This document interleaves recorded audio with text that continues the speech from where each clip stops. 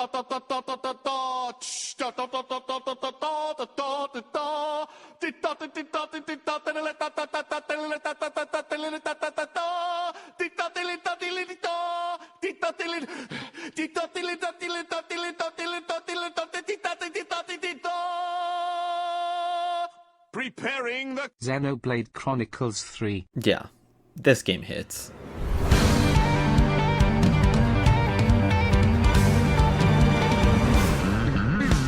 Xenoblade is one of my favorite series of all time, and this game just shot up to be one of my favorite Switch games. Not only was Xenoblade 3 announced this year, the release date was moved up from September to July. I can't even remember the last time something like that happened! My love for this game can easily be dismissed as recency bias to most people, but it is so much more than that to me.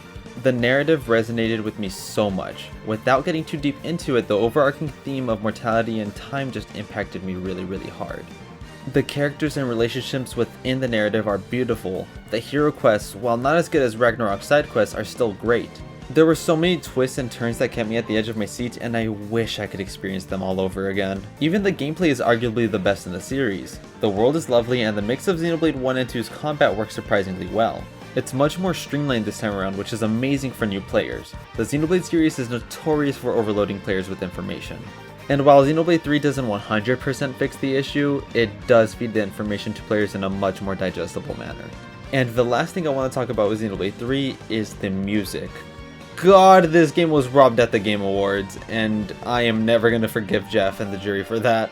This soundtrack is absolutely terrific, and I'll be damned if people do not at least give it some type of credit. Monolith even created custom flutes to get the right sound that they wanted out of it. So much effort was put into the sound of Xenoblade 3, and it paid off fantastically in game. It has so many beautiful tracks that are unfortunately not heard by as many people as they should. So if there's one thing you can take away from this being on my number one spot, even if you don't play it, just listen to some of the soundtrack, please! Beating Xenoblade 3 gave me a feeling I haven't felt since playing Persona 5, and that's my favorite game of all time. I can talk forever about this game, and I may end up doing a bigger project on it, but for now, I just want to express to all of you that this game is special, and I really hope more people play it. Or at least listen to one song from it. And those are my favorite games that released this year. If you have not played any of these games, I highly recommend doing so. I'm sure most people watching have at least played one. It's not like I chose super obscure titles. Ragnarok is definitely the most mainstream I put in, and Omori is probably the most niche. 2022 was packed with amazing titles, and 2023 seems to be even busier. I am kinda intimidated by the thought of that, actually. I already missed a lot of great games this year like Stray and Elden Ring, so I do not even want to know what I'm gonna end up missing next year. But even with the games that I missed, I did play a lot that I didn't mention, so let me know what your top 5 games of the year are. I am really curious to hear your thoughts, whether you agreed or disagreed. Thank you all for watching, and we'll catch you in the next one. Hey everyone, thank you all for watching the video. This is the last video of the year, but Sandy, Silva, and I have some good stuff planned for the next year. Monthly game forecasts, weekly tidbits, and another monthly mystery series that is coming in February. All of it is coming to provide more consistent content in between our bigger projects like this one. Thank you everyone for your support, and we'll see you all in the new year.